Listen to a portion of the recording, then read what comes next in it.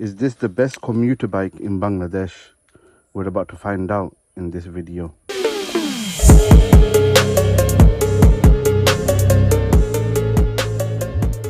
This is the 2023 Hero Ignitor 125cc. Now we're gonna get to see what it's like to ride this thing. Obviously I know I'm just giving you guys a quick insight on what it is for first hand view. So we're gonna turn this on. Obviously this bike comes with a choke that you'd wanna start on the cold days or after you've not driven it for a long time. But as you can see, our one is kind of messed up. So yeah, we're gonna just forget that I even showed you guys this. Let's go.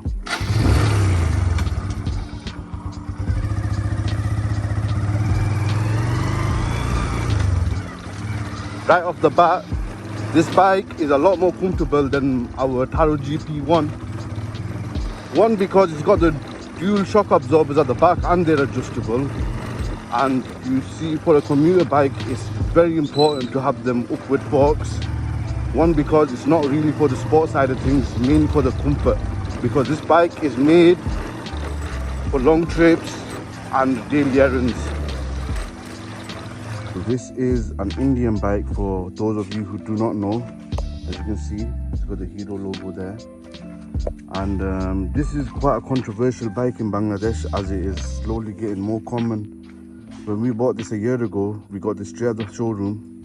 It costed about 1,20,000 tekha. Second hand, you can pick these up for like 70,000 tekha, depending on the condition it is in.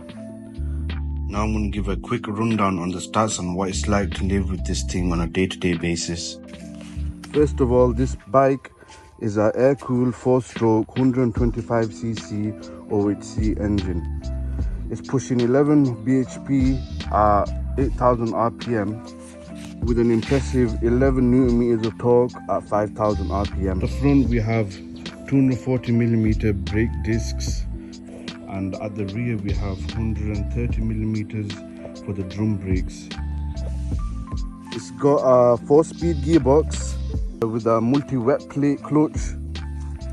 Like most of the new commuter bikes nowadays have two kinds of start modes.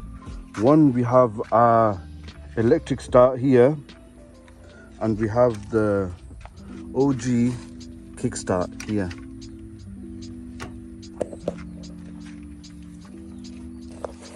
A ground clearance of 159mm from the ground, and it weighs a very noticeable 127 kilos. For those who are hopping off a heavy bike, this bike will feel very featherweight for you guys. You can toss it around anywhere you'd like. One more thing I'd want to talk about, hoping that my mic can pick this up, is that because it's got 4-speed gearbox, it really can get on your nerves sometimes. You always wish that there was a 5th gear. But other than that, this bike is quite good on the rough terrain, and yeah, for slow speed maneuvers, because of its lightweight capabilities, you can really toss this thing around quite a bit. Even on the turn, the little twisty turns that we're going to come up to now, not too bad. You can take these turns with confidence. Obviously you cannot chill as much as you can on a sport bike because of the suspension setup, but it's alright. It builds confidence, this bike. Like I would drive this bike a lot more rougher than I would drive the Hero GP1, only because of the suspension setup.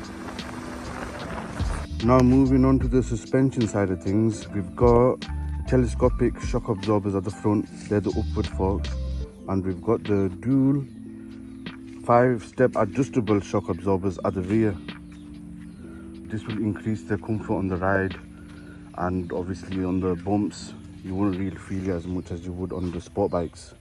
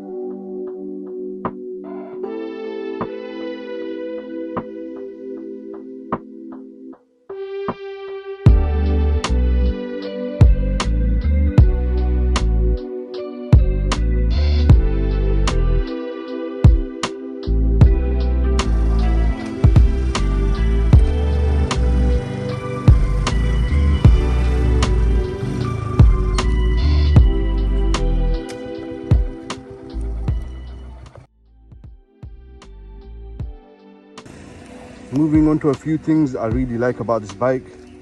First one is I like how the suspension setup is for the rear and the front.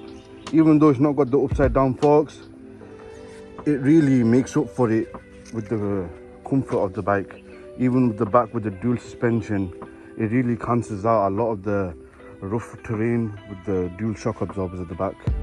And another thing is I really like the seating position and how far the handlebars are. They're not really too far and they're very upright, so you can really sit comfortably while riding this bike. And one of the things that I really do dislike about this bike is that the gearbox is only a 4-speed. Sometimes your heart really aches for a 5-speed gearbox, because from gear 4 there's no gears upwards and it feels like this engine's about to explode. So obviously this is the Hero Ignitor. Is this the best commuter bike in Bangladesh? And I'd say it's up there with one of the few very best ones that we've got. One, because it's lightweight. Two, because it's very cheap on parts. It's a very cheap bike overall, and it doesn't kill as much fuel as the rest of the other bikes do. And another fact is that this bike kind of looks good in my eyes, to be honest. I don't know if I could say the same for you guys, but this bike looks quite the part. Plus it's got the dual spoke stand at the bottom. Not a lot of bikes come with that. So that's it for today's video, guys. If you guys really enjoyed this video, I know it's quite a short review, but there's not much to say about these kind of bikes unless it's a sport bike or the naked sports bike. Whereas these commuters, everyone knows what they're really made for. They're made for business, they're made for the daily use of going back and forth from A to Z, and this bike really does a good job of that.